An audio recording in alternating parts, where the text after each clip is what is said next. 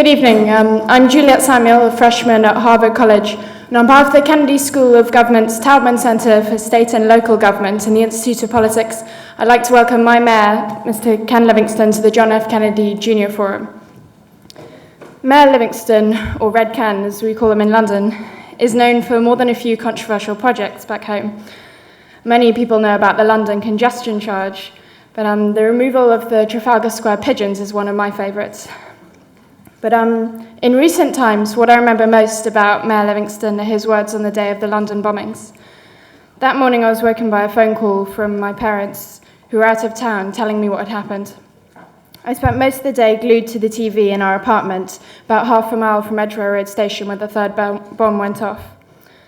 Many politicians made statements that day. Mr. Blair made one with all the G8 leaders assembled behind him. But the most inspiring words came from Mayor Livingston, who was thousands of miles away in Singapore, where London had just won its Olympic bid. The mayor addressed the bombers, and he said, "Nothing you do, no matter how many of us you kill, will stop the flight to our city where freedom is strong and where people can live in harmony with one another. Whatever you do, however many of us you kill, you will fail." So it's a great honour for me to be able to welcome such an important and colourful figure in British politics to the forum. And now I turn you over for a formal introduction to Edward Glaser, Harvard Professor of Economics in the Faculty of Arts and Sciences and Director of the Kennedy School's Taubman Center for State and Local Government and of the Rappaport Institute in Greater Boston. Professor Glaser. Thank you very much. Thank you. Thank you. It's really a delight for me to be here and to see so many faces here to talk about cities. I can't tell you how delighted I am to have the opportunity to introduce Mayor Ken Livingston, the Mayor of London. It is a delicious irony that a leader once known as Red Ken, who was a perpetual thorn in the side of Margaret Thatcher, who was once famous when he led the Greater London Council for prominently displaying on a billboard across from Westminster the latest unemployment figures just to nettle the then Prime Minister. It is a delicious irony that this mayor is now an icon of free market economists throughout the world. I'm not sure that the mayor recognizes this as all that much of an honor, but I am sure that his adoption of congestion pricing was an act of remarkable political courage. At a time when allegedly pro-market urban leaders throughout the world have run in fear of the potential political fallout from congestion pricing, Mayor Livingston pragmatically took a policy that some might have seen as too risky or ideologically repugnant and implemented it superbly. In the years since the congestion charge, car trips into London are down 30%, bus ridership is up dramatically, and as anyone who has been to the city in the past few years can tell, car travel is becoming bearable again.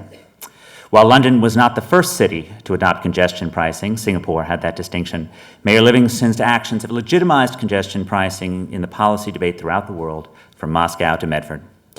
Mayor Livingston is, of course, as all of you know, hardly a one-note politician or a one-policy mayor. After London 7/7, the mayor provided unifying leadership for a city under attack. He has been a strong force for building taller buildings in order to ease London's skyrocketing real estate prices.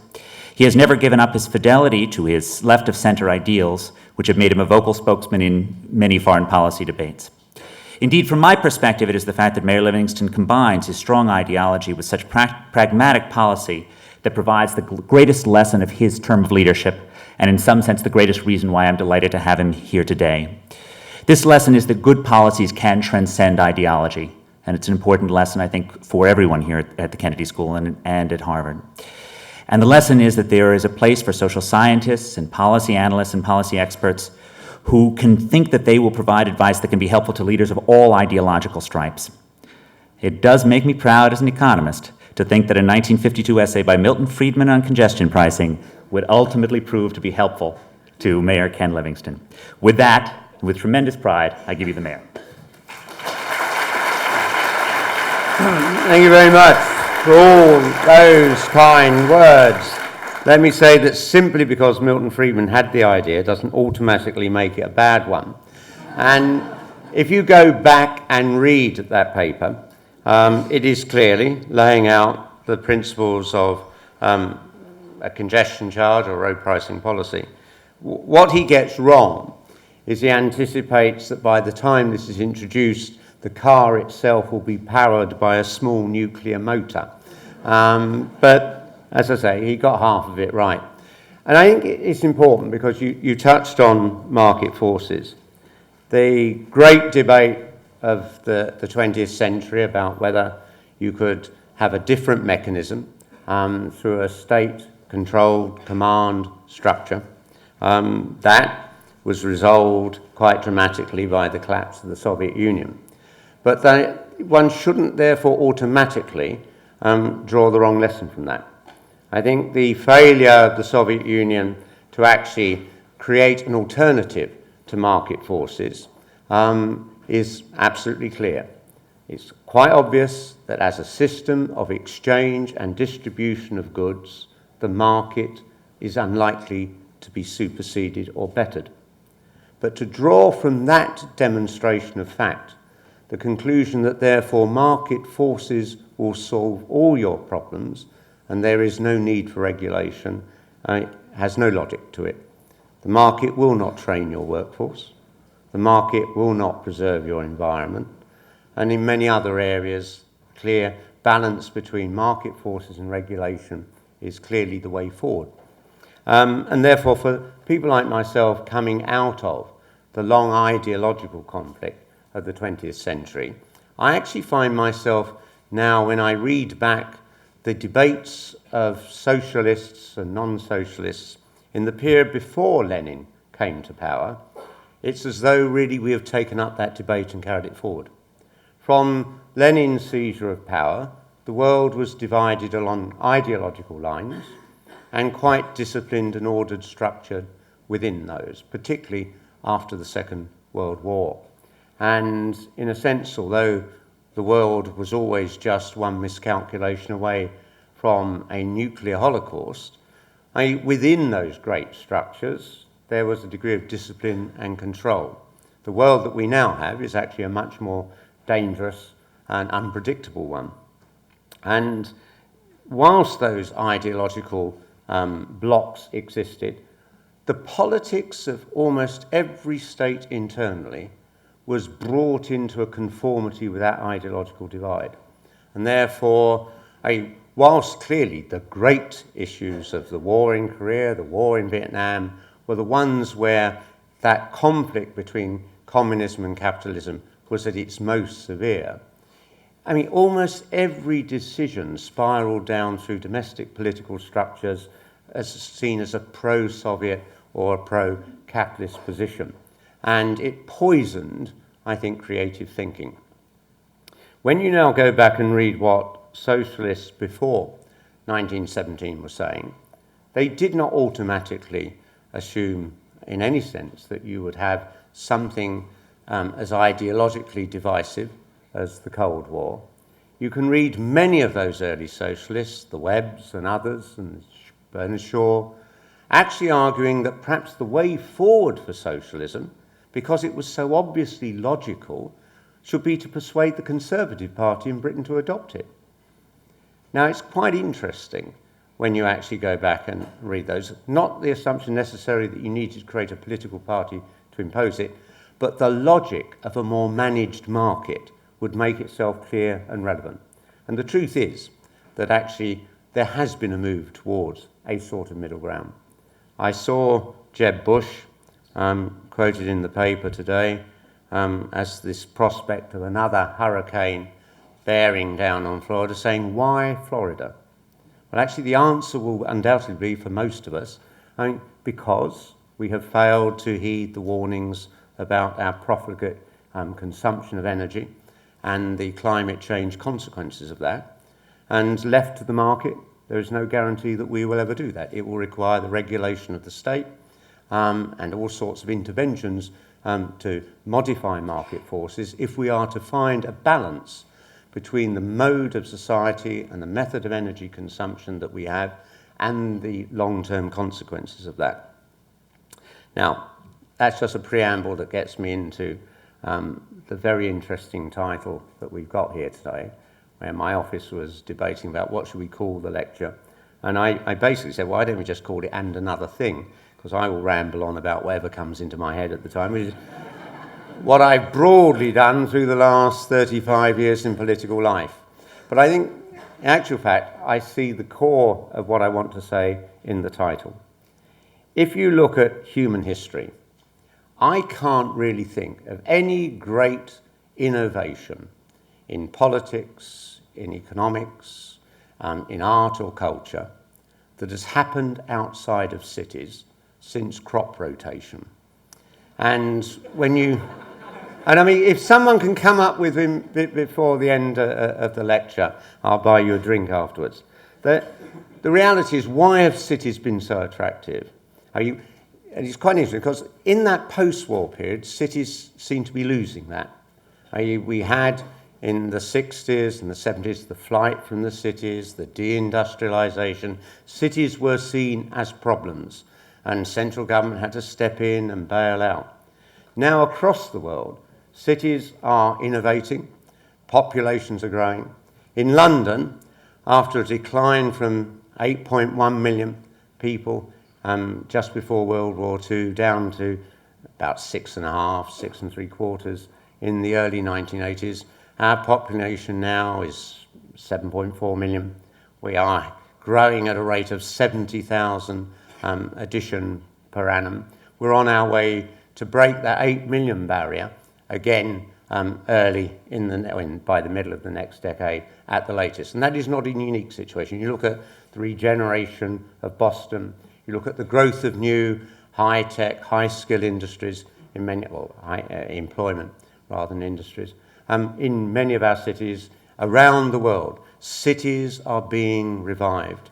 People who fled them, now their children actually come to live in them, to establish their career, to learn, to achieve their personal best. It is the attraction of cities. And there is nothing new in this.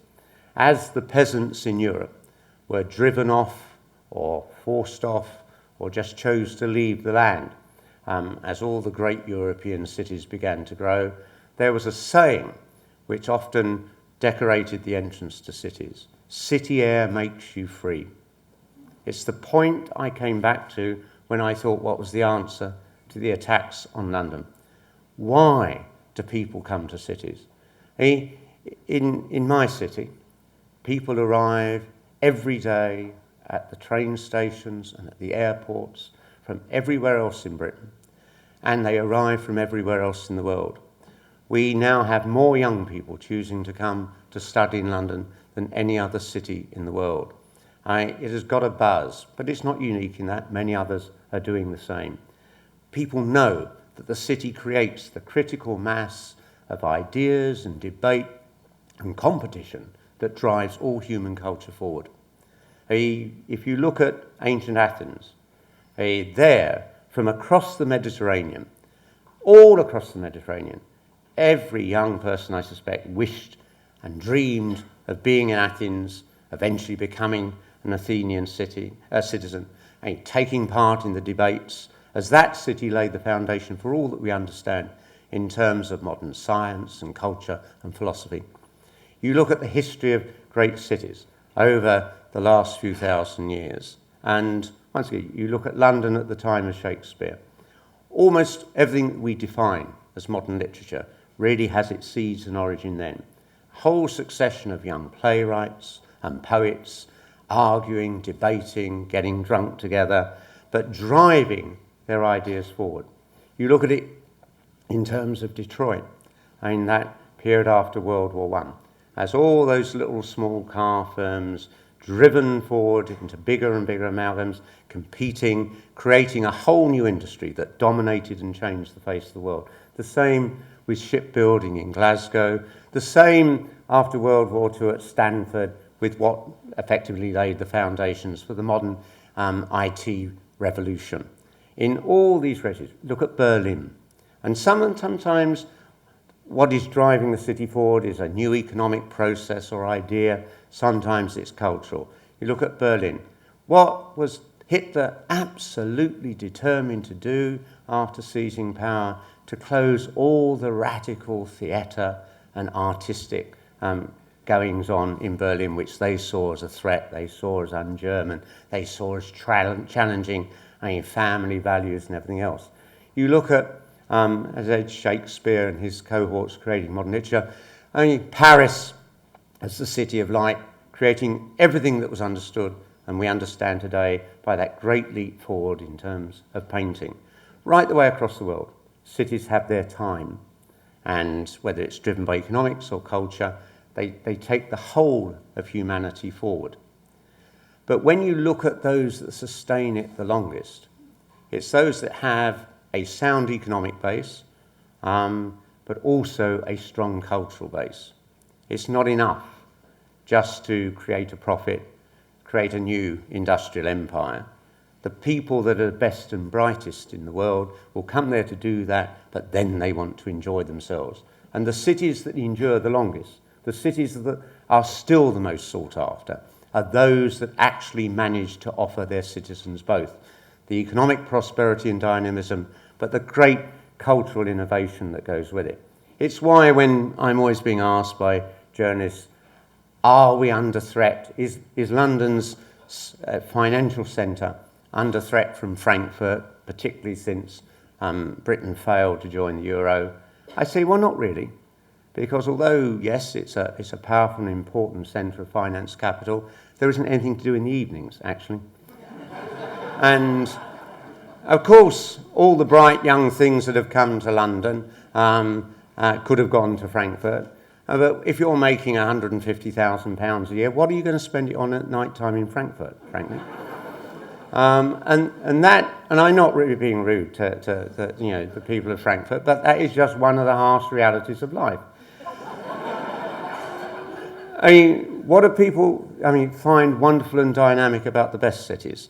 The greatest American cities are the ones that bring those twin economics and culture together. Still New York, totally dominant.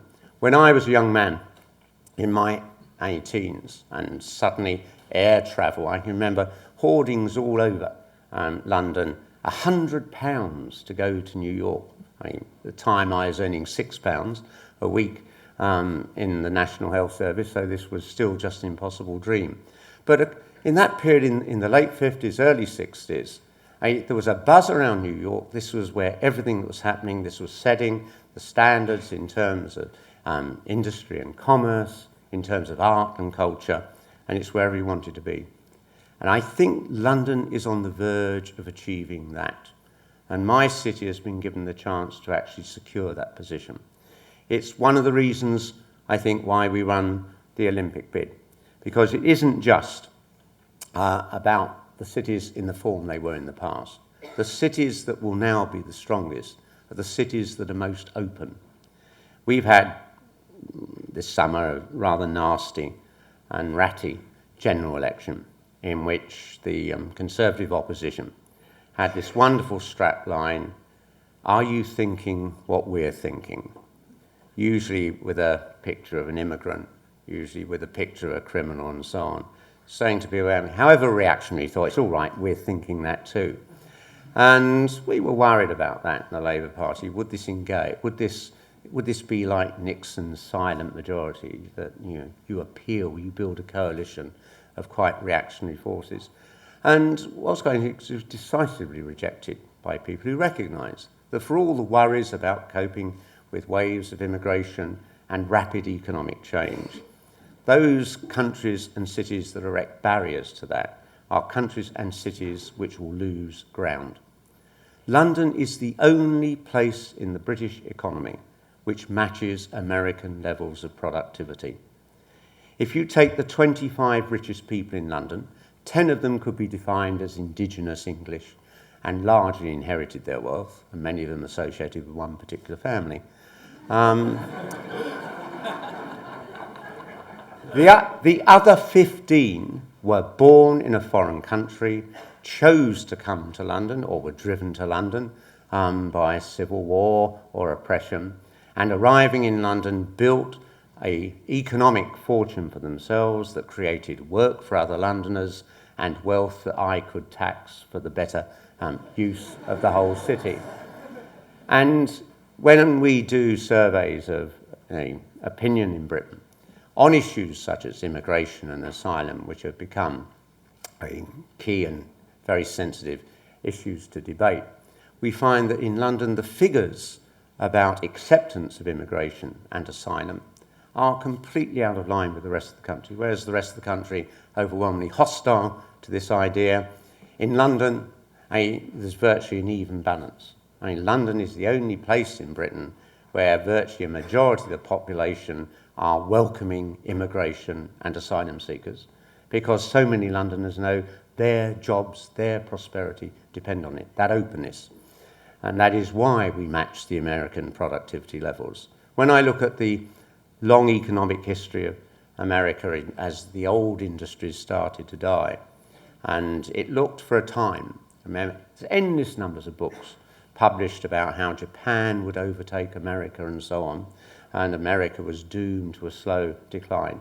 And yet, over the last 25 years, the American economy has been reborn and refashioned and aggressively gone out and sought new markets and reasserted its dominance in a way that large numbers of commentators did not believe would happen. All the debate about Japanese overtaking, the German economic model, and so on. And it's impossible to define all the different strands that lead to that. But I suspect one of those major strands would be President Lyndon Johnson's radical overhaul of the immigration policies of the United States of America to make it open, much more open, to inward migration. And that openness to inward migration, now fueled particularly by the growing Hispanic American community, is, I think, one of the major factors for the redynamic, in the new dynamism of the American economy that has so rapidly reasserted itself. So cities or nations that erect barriers are going to fail. So the question you come to is, what do we do to facilitate this process? The first has to be genuine education. We didn't arrive at it's quite interesting. Put it in a context.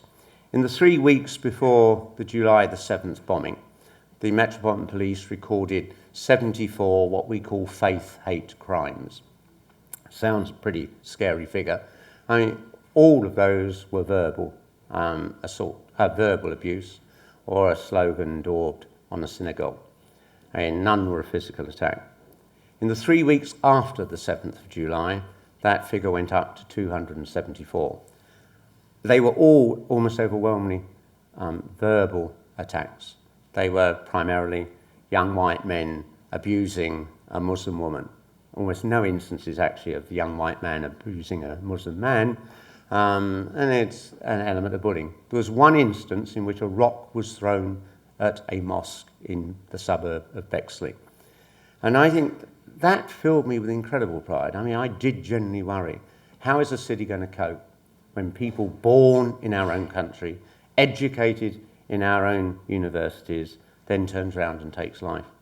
Think how many cities around the world there would have been very ugly demonstrations, there might have been loss of life, there might have been very considerable violence. Yet Londoners stood united because they recognised the importance of that and not being divided by the bombers and not falling into the trap of turning against each other, and in doing so, actually creating the best recruiting sergeant that terrorism could actually have. We didn't get there just by chance. We've had 30 years in London of faith leaders, community leaders, and politicians going out and making the case for diversity, making the case for multiculturalism, and doing that often at the very beginning when it was not easy to do so, and there was often a very hostile response, and people found themselves losing support and even sometimes losing elections. It was a long struggle to make the case. And I believe that is the future for the world. I shudder with horror when I hear a debate about a clash of civilizations. I went back and reread Huntington because it's now 15 years old. And actually, something we've all forgotten. He didn't just say there will have to be a clash between the West and Islam. He said a clash between the West and Confucianism as well. I have to say, if you want a clash with 2/3 of the rest of the world, that's bad odds to start with. I think we should actually try and look for cooperation and mutual respect. But for those people who think there has to be a clash of civilizations, I simply say, come to London, where a city works based on multiculturalism, not based on assimilation, not based on people turning their back on their culture, their beliefs and their tradition, but actually welcoming the diversity that brings and the strength that it brings. We now find ourselves receiving massive inward investment as firms decide they wish to locate in London because of the climate that is there.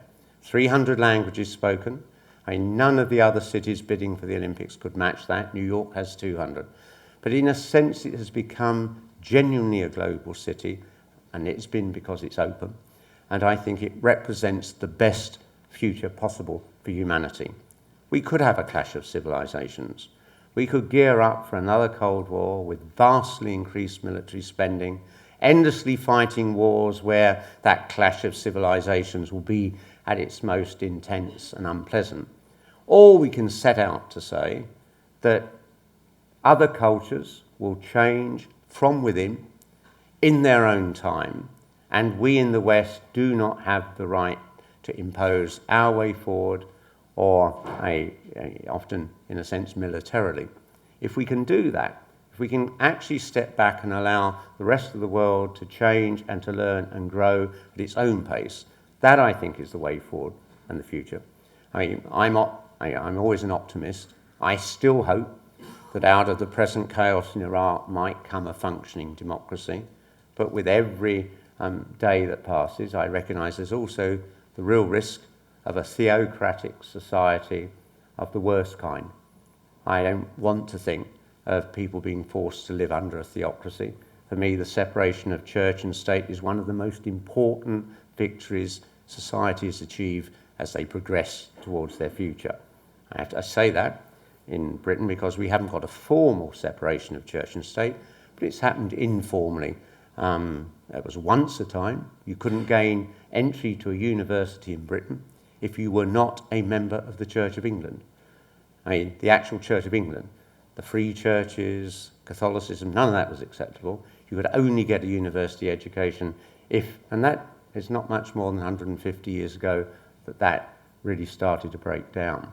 Therefore, the idea that we will see, perhaps on the backwash of the present intense competition globally around these issues, more states slipping into a theocratic position, is one that fills me with real gloom. In actual fact, there's really only one legally enforceable restriction now that still exists in British law based on the failure to fully separate the church and the state, and that is that a Roman Catholic may not marry the heir to the throne. For some people, I might very well say lucky old Roman Catholics, but that's an important underlying principle, and it's also one that really is quite clear in the most successful of modern world cities. We have a city filled with Hindu temples and mosques and synagogues and churches, all cooperating broadly around a common shared agenda, and it's created the economic dynamism and openness that has allowed, as I say, us to equal American levels of productivity. So that is where I'd like to see cities going and continuing. I think those that are doing it are the ones that are achieving the best progress forward.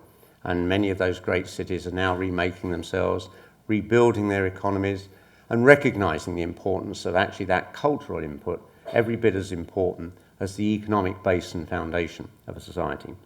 Let me just finally deal with the immediate sort of future that we have in London. Quite unplanned, as I said, the London population started to grow. It was quite unplanned. It's a byproduct of Mrs. Thatcher's decision to open the financial institutions of our city to international regulation. And before that, it was an old boys club, basically public school, Oxford and Cambridge, and a comfortable life in which you went into the bank or the finance house in the morning, you went for a very long lunch, and you were incapable of doing anything else afterwards. I remember that. That was the city as it was when I first became an active politician. I was taken to these lunches. They were wonderful. They would start at 1 o'clock. They would go on to 4 o'clock. and some would go home directly, others would go on to their club. And when Mrs. Thatcher decided to deregulate the city, that lot were just swept away within a decade. And now our financial institutions are a microcosm of the total world. More foreign banks than anywhere else on the face of the planet, and a much improved level of productivity, or one could say aggressive financial capitalism. And it has transformed London. It is what has opened up and led that process of change. And how remarkable. In the same way that I should be the politician that takes one of Milton Friedman's ideas that none of the right-wing, much more aggressively capitalist politicians has ever had the courage to implement and put it in. And there was Mrs. Thatcher, the most reactionary and conservative leader of the last 70 years in Britain, totally destroying one of the bastions of the British establishment. Not content with that, her successor, John Major, then went on to completely undermine what remained of the Church of England by introducing Sunday trading. And if you give people the choice between going shopping or going to prayer, it's amazing the impact that has on church attendance figures. The politicians often aren't aware of the long-term consequences of the things they do, but it's created a city which is now dynamic and growing. We will reach 8.1 million people by 2016. And we are fortunate in that we have the largest development site in Europe available right at the heart of the city, starting by Canary Wharf and then running down on either side of the Thames. Hundreds of thousands of square feet of developable space. In the London part of that Thames Gateway alone, room for 150,000 homes and a vast expansion of employment. And the reason that 4 years ago I took the decision, along with the British Olympic Association, that we should bid to actually go for the Olympics, is that the first part of that, the most contaminated soil, the most neglected and difficult part to get into, no more than 6 miles from Buckingham Palace, as close to Buckingham Palace eastwards as the very expensive and fashionable area of Earl's Court is westwards, was right there where we could put the Olympic site.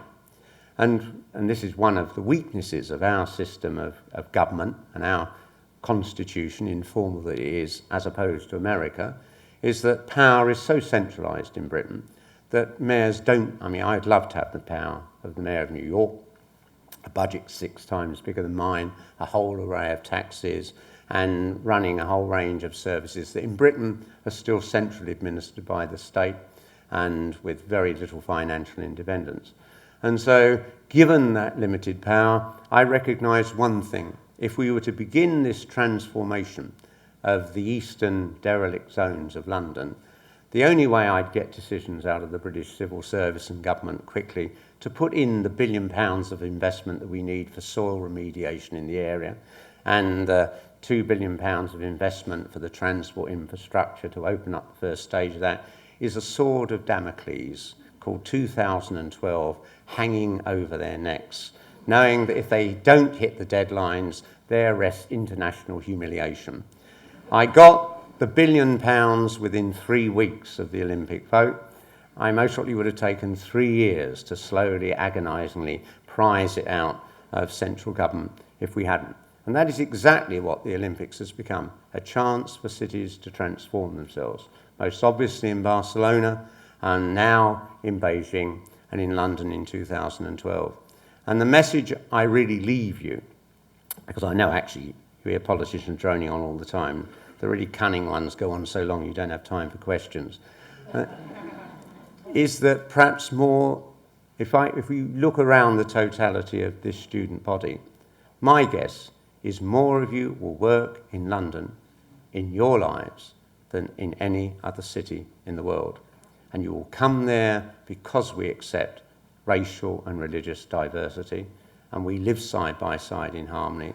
But we've created a regime in which it's possible for you to achieve your personal best, whether that's in wealth accumulation, whether it's in new products and processes, whether it's intellectual property, whether it's artistic. You will create and drive forward London. You will transform it by your endeavours, as it and all the other great world cities have been transformed in their time by the young people that flock to them.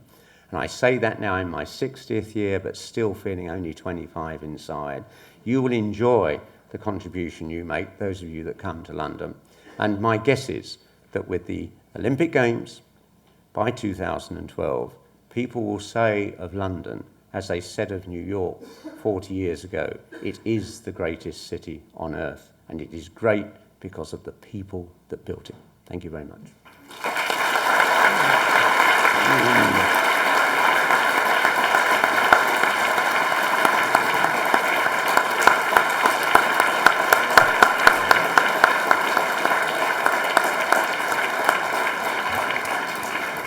That was terrific, Mayor. Thank you very much. I must confess to a certain amount of feeling of disheartenment after that, as it's clear that the Mayor has basically known everything that I, as an urban economist, have been trying to show over the past 15 years without the help of any of the statistics and other evidence that we've tried to marshal. We have now time for questions, so if people could make their way to the 4 microphones, 2 down here, 2 up here. And if I could just ask you to keep the questions brief and make sure that they're questions, not statements. But please, go ahead.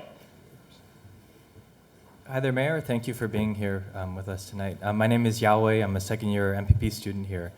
One of the things that we learn here at the Kennedy School is related to performance management, especially as it applies to municipal governance here in the U.S. But I was just curious, just after hearing your speech, I want to be a Londoner, but I'm not a Londoner. And I was curious, in terms of governance, where is the balance struck between communicating to the public in terms of performance management and inspiration, and inspiring pride for being from a specific city? Well, I, like most British politicians, I've grown up all my life obsessed with American politics because it can move more rapidly, and people in power can make change more rapidly than has normally been possible in Britain. And that is because we have never had a concept of an elected chief executive. We have elected political parties who choose their leadership from within the party caucus, and they govern through civil servants. And the vested power of the civil service is enormous. Now, when I was first getting interested in politics and President Kennedy had been elected in America, all the talk was that the American president couldn't get policies through, Congress was difficult, the civil service was inadequate because it was too politicized. Having now spent the last 35 years dealing with the civil service, I recognize that it has become a creature in Britain with its own agenda, deeply resistant to political control.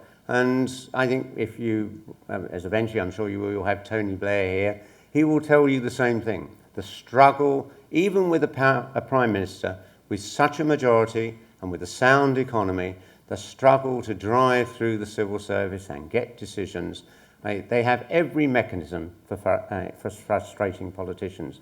And therefore, the one thing which is uniquely his contribution to British politics that nobody else would have done, and I was totally opposed to, was importing into British politics the concept of the elected executive mayor. All my life has been managing a party caucus and getting deals done internally.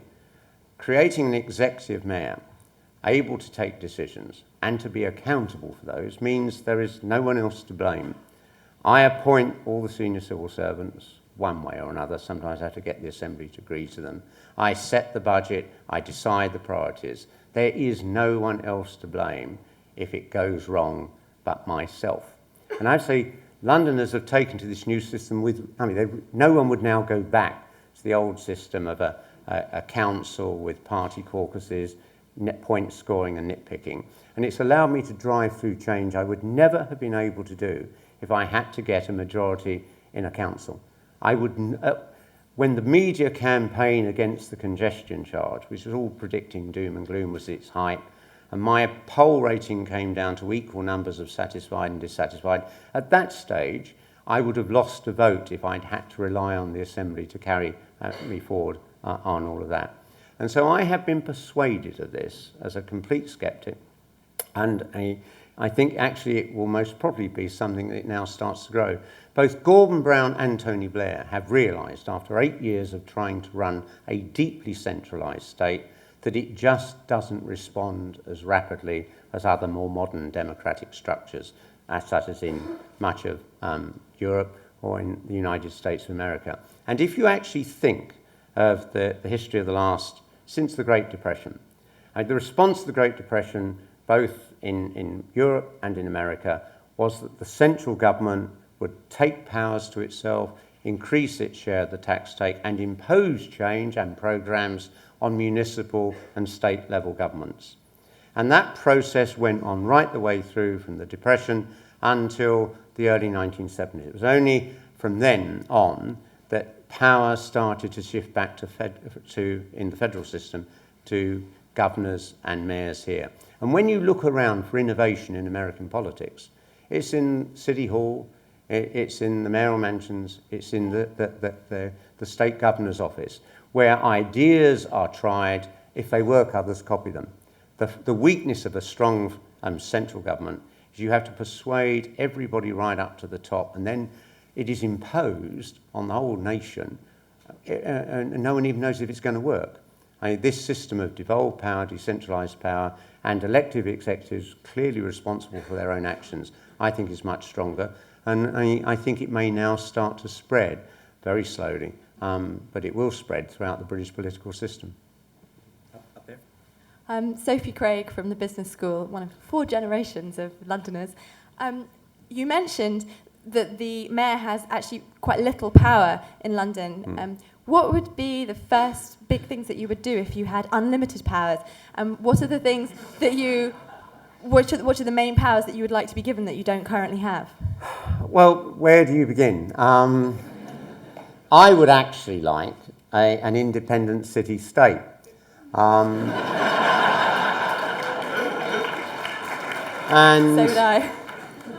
When you look what's happening around the world, that post-war settlement was about a strong central state imposing common standards uniformly across the nation. And it was at a time when people were so grateful to have escaped from the Depression. They broadly went along with it. People knew their place. They're much more ordered, much more disciplined.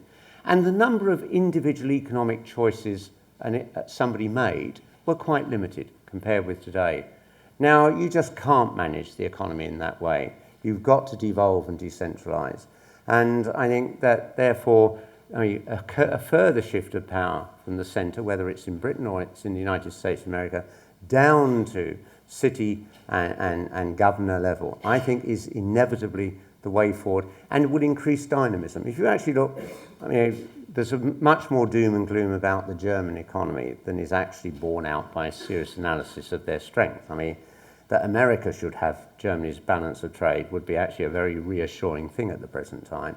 But you have a situation there that the local state lander tend to have a local banking system that will tend to invest locally, and a state premier will create an innovation and others copy it. It's inconceivable in Germany now that someone will be allowed to play at being chancellor without first having demonstrated their ability to run a state lander. And that is exactly the change that's happened in America. Up until until the start of the Cold War, all of America's presidents tended to come from the State House. Then you had a period of time when they were drawn from the Senate because all the issue was about the Cold War. Now you look back, it's hard to think now of someone getting out of the Senate and winning. Kerry came close. But again and again, you have to have demonstrated you can run Texas or California or Rhode Island, though Rhode Island, perhaps will be a big step from Rhode Island to the whole of the USA. And I think that's such a good thing. Only in Britain, actually, we work on a system that your qualification to lead the nation is that you've been able to make speeches in Parliament from the opposition benches for 8 or 14 years without ever having demonstrated you can run anything since your student union. So what would you do? To answer the question, what would you do if you had the power and you were being asked to demonstrate? I would love to develop a foreign policy because although, basically, one of my friends on the London Assembly, Len Duval, who's the leader of the Labour group, said to me a few years ago, there's two kinds of people in politics, those who wish to be something and those who wish to do something. And I have to say my general view is most people fall into the category of wish to be something. You actually think back on the Clinton presidency, and it came and it went. What is the lasting legacy? The lasting legacy, he survived for 8 years. When you look at Roosevelt, he imposed a consensus on politics, as did Attlee in Britain in 1945, that lasted well into the 1970s. Mrs. Thatcher imposed, for me, a pretty horrendous new settlement, which the new Labour government has absorbed a lot of. And so it's that ability to set that agenda. And although I love running things, and I love doing the congestion charge and buying more buses and putting more police on the streets and seeing all the indices of quality of life get better, I also burn with anger about the injustice in the world.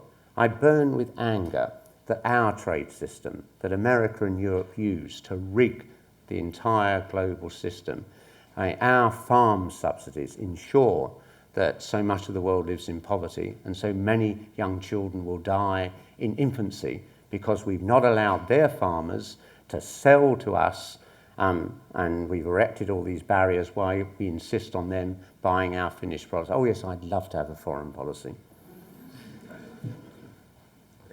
Yes. Two questions.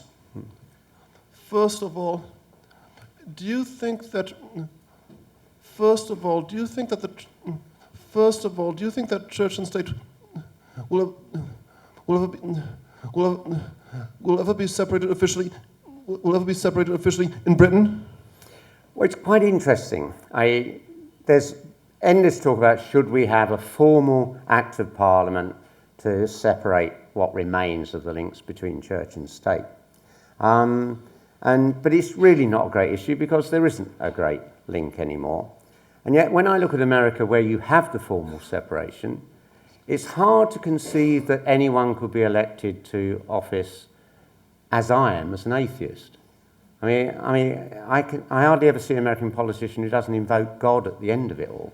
I have to say, when I die, if to my amazement I wake up afterwards and find there is a God, I shall have a lot of complaints about the way he's run things, frankly. Now, what would happen to an American president saying that? You get the foreign president, they wouldn't be elected in the first place and they'd be driven out. Although there is the formal separation, it seems that religion is creeping more and more into having a stranglehold on the American political system. I find this deeply disturbing. I'm quite interested. In London, as waves of new immigrants have come, the proportion of Londoners believing in God has grown, because largely new immigrants bring with them a commitment to religion that much of the indigenous population has actually given up on. And so in a way that wasn't the case 25 years ago, I spent a large amount of my election in mosques and synagogues and Hindu temples and so on. I was quite honest with them, saying, I'm an atheist. I'm most in a city with such diverse religion, I'm most likely the ideal person to be mayor. I will be equally unfavourable to all your religions. So I would push it through, but I'm more worried about what's happening in America, where you have that legal separation, yet it doesn't seem to be followed in practice. Also, one more question. Yeah. Also, first of all, mind you, France has separation of church and state. First of all, mind you, France has separation of church and state as well. Also, yeah. Do you think that Britain will ever join the euro? Well, although France has the separation of church and state, I do think, in actual fact, they're quite double standards, so that you've had this recent legislation that prevents people wearing the hijab or a skull cap or a conspicuous cross while they're in school, which I think is absolutely ridiculous. I'm in favour of the separation of church and state. I'm not in favour of making it difficult for people to demonstrate their belief, and I don't feel threatened by other people's religion. On the question of the euro, if I was the leader of the Labour Party, and I did my best to get there, and it's not my fault I didn't succeed. Unfortunately, just as I got to the point where I might be making my bid, they had a huge swing to the right, and that sort of settled my score on that account. I wouldn't go along with this current obsession about referendums. We've promised that the people of Britain, we won't join the euro unless there's a referendum and they vote for it. And I look at, say, the state of California, where successive referendums mean that the governor, 60% of the budget is actually outside their control. And you elect a politician to make choices, and if you're lucky, you'll elect a politician who has a bit better ability to see the future than some of the others. And if you're only electing a politician because they're taking decisions you agree with, they're most probably a disaster. Politicians should always challenge, should always be pushing, should always be making the difficult decisions that, broadly, so many politicians don't want to take. And sadly, I think the commitment to a referendum, and given the hostility of the Murdoch press and much of the rest of the press, all our polling shows it looks like almost impossible to put together a majority to vote to join the euro. Had I been leader of the Labour Party, I would put it differently. I would have said, if you vote for my government, we will join the euro, because we don't believe we can fully achieve our potential without joining the euro. And we have already seen, not being in the euro doesn't make a great deal of difference to the financial centre, because transactions are made in milliseconds. But if you want to come to Britain and build a plant that will manufacture something which you plan to sell in Europe, however efficient, however great the level of investment you've made, or however well you've trained your workforce, a currency fluctuation can wipe out your entire profit, and that you have no control over that. And therefore, I think we have most probably lost about 1 million jobs in manufacturing, which we could have saved or created if we had joined the euro. Yeah. Mr. Mayor, thank you for being here. You spoke quite generously and I think sensibly about multiculturalism and the value of it, and open immigration policy. You might also agree that some degree of assimilation is important, a belief in separation of church and state, for example, or human rights or equality. My question is, would you leave that assimilation to the marketplace, perhaps the cultural marketplace, or do you think that the state has or should have a strong role in forcing that down? I think both in Britain and America, much of what has been successful has been that the market has driven that forward. Firms have gone out and recruited from around the world, legally or illegally and informally, by taking labour on who are not supposed to be in the country. I have to say, in my 5 years of mayor, and I'm completely addicted to cappuccino. I get a cappuccino on my way into City Hall every morning. In my 5 years of mayor, I have never been served a cup of cappuccino by an English person of indigenous origin. At the moment, I'm being served it by a considerable number of Poles who, following accession, have now arrived. And so it's the needs of the market that are driving that assimilation. It's quite clear. You actually look at the situation in the Soviet Union, Eastern Europe, where there was a lip service paid to equality and all of that between races, that lack of a market dynamism actually, I think, ended up freezing attitudes. And the moment the discipline of the Soviet order and their troops were gone, all the ethnic and religious hatreds resurfaced exactly as they had been frozen in time from the 1930s, quite horrendously. What happened in Yugoslavia, the resurgence of anti-Semitism in the Soviet Union.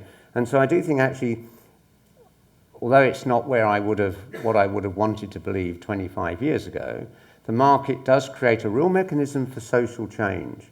If you actually look at the progress America has made in promoting women, driven by economic necessity, in a world in which we will live and succeed on our intellectual capacity, a society that excludes 50% of its population because they have bumps on their chest is a real disadvantage.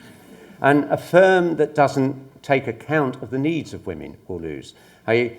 Banks in central London, the great banks, will tell you that every time a woman leaves the firm to have a baby and doesn't come back because they haven't got a creche and they haven't got child-friendly hours, loses 8 years of training and experience. And for the most aggressive of our banks, I mean, an employee will only achieve their real peak of performance after 12 or 14 years in that firm. So we have to change and adapt. I mean, when I was elected to the GLC in 1981, I caused great consternation amongst the media by saying we would not discriminate against lesbians and gay men, and we would actively encourage them as welcome Londoners. And in a society where homophobia was quite rampant in the media, they always had a great field day with this. We produced a lesbian and gay equalities document, sent it out to firms and everybody, got amazing letters back. We actually wrote to the Royal Parks Association to say, could the Gay Pride March end in Hyde Park? The letter back from the Royal Parks Association was, I think you should recognise the Royal Parks are for families, not homosexuals. And that was the prevailing mood 25 years ago. Now I get invited to major banks in the city to address their lesbian and gay association, and the managing director is sitting there making it absolutely clear at all levels in the bank that if you actually want to discriminate, if you're homophobic in that firm and one of their staff leaves, there's a real bottom line penalty that the firm incurs for that. I mean, if you'd said to me 25 years ago when I was being denounced as a political pervert by the Daily Express and the Sun and the Mail, that major financial institutions would be insisting on lesbian and gay and transgender and bisexual societies in their firm, I wouldn't have believed it possible. Mr. Mayor, thank you for being here. You talked a lot about the Olympics and its ability to transform the city and transform London.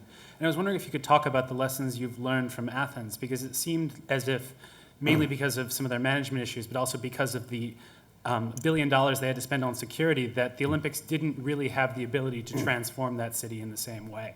And how do you think that you can learn from that lesson and do better than they did in Athens? Well, let me say first, you are wrong. Athens has been transformed. If you went to Athens 15 years ago, it was a dysfunctional city, it was terribly polluted, it had a sort of a rather backward feel to it. You go to it now, it is a 21st century city, and it will become a predominant player in the whole of the Eastern Mediterranean. They took the opportunity of the Olympics to prize out of government and a lot of money out of the European Union to put in 3 new underground lines, which has made a huge impact on levels of pollution. They took the excuse of the Olympics to modernise their city. Now, for Greece, with a small GDP, that's a disproportionate burden. And they made terrible mistakes by flapping around for about the first 3 years, arguing about where things would go, who was responsible. And it was only actually after Jack Rogge turned up and said, if you don't get on, we will take the games away, that they cut through that and finally delivered it, and just about in the nick of time. But then it worked brilliantly. So the key on this is that balance between, are you actually putting on a games on its own, or are you also regenerating your city? And that's what Barcelona did. And for me in London, that's the most important thing. It will be a wonderful transforming experience. It may get lots of Brits off the couch and being more active, but it's the chance of putting the infrastructure that opens up the East End. And that will be expensive. And therefore it's not fair when people say that's an Olympic cost. I mean, we would have done that with or without the Olympics. For us, the Olympics is an add-on to a major regeneration project. And although there's all talk about great losses, I mean, if you build 3 tube lines, it's going to cost you. And that can't be paid for out of the entrance price to the Athens Games. But if you actually look at the running of the Games, every game since Los Angeles has made a profit. Inevitably, there's huge infrastructure costs, but those are not an issue that's really a burden that be placed on the Games. Hi, my name's Andrea Broadus. I'm a second-year student here at the Kennedy School, studying, among other things, transportation policy and urban planning. And we've studied congestion pricing with great admiration. I'm a big admirer of your courage for putting through such an innovative policy and also the commitments that you've made to investing in the public transportation system. So I'm curious how you think those things have affected London's competitiveness to attract employers and grow, and also how you think that it's affected the growth pattern in the core or on the fringes of the city. Well, And your thoughts on whether you think that the system will be expanded or if it will be changed in the coming years. I've just taken the decision to double the size of the congestion zone, so it will go westwards and take in Kensington. We are now working on a tag and beacon system, which could be the precursor for a national road pricing system. Because the congestion charge is a pretty crude system, and it can only really work in a centre where there is pretty universal congestion all the way across. It couldn't be justified in an area where you've got one congested main road and then all the side streets aren't actually congested. So after this doubling in size, that will be it. We'll move on to a national road pricing system, and we're working with the government on that. It has totally transformed London. And let me say first off, in my early incarnation as leader of the Greater London Council, my view was that you transform the transport system by making public transport more attractive and people making a voluntary choice to shift. And that was possible to do because it was the middle of Mrs. Thatcher's Great Recession in 1981, and we had unused capacity on the buses and tubes. You cut the fares, they filled up, more money came in. But the system I inherited in 2000 was one, the public transport system was at capacity, and the level of congestion had meant that over the previous 40 years, the speed of traffic in central London during the rush hour had gone down from 13 miles per hour to just over 9 miles per hour. And you could clearly see that 2 or 3 years down the road, we would start suffering gridlock on a scale that no Western city has ever done. And this would be devastating in terms of attracting inward investment. I had big business come to me saying, you've got to do something about this. We can't cope with the impact of this on our businesses, the disruption to business life. And when we did it, we completely underestimated the scale of impact. We expected the number of cars driving in to go down by 20%. I think it's actually at 38%. And people clearly made a rational choice about the value of their time as opposed to their money. And so there's a real stick there. Now I've just increased the charge to £8 a day. I have to say, this huge number of people that dropped out when it was £5 left us with a car owning clientele driving in for whom £5 wasn't a great problem. And when we increased it to £8, only 2,000 to 3,000 more stopped driving in. So you've got down to a point where the people coming in can afford to pay. Those that stopped coming in switched to public transport. We increased the bus ridership from 4.25 million to 6.25 million in 4 years. And we expanded the bus fleet from 6,000 to 8,000. We renewed it. The bus service, which had been basically the system of last resort for the poorest, now has a strong middle class usage, business usage. It's clean, it's reliable, and it's got much quicker because congestion at the centre, where 40% of the routes go, has worked. And the result of the carrot and the stick has been quite unique. We have had a 4% modal shift, as the transport planners say, from car usage to bus. By modal shift, they say, take every single journey in your city and work out the percentages. 45% were going by car, that's now down to 43, and bus ridership's gone up from 15 to 19. CO2 emissions in the zone are down 20%. Nitrous oxides and particulates, the real killers, are down 12.5%. Accidents to cyclists are down by 50%. The road accident targets we set in 2000, which we aim to achieve by 2010, were achieved this summer. And it has transformed the quality of life in central London.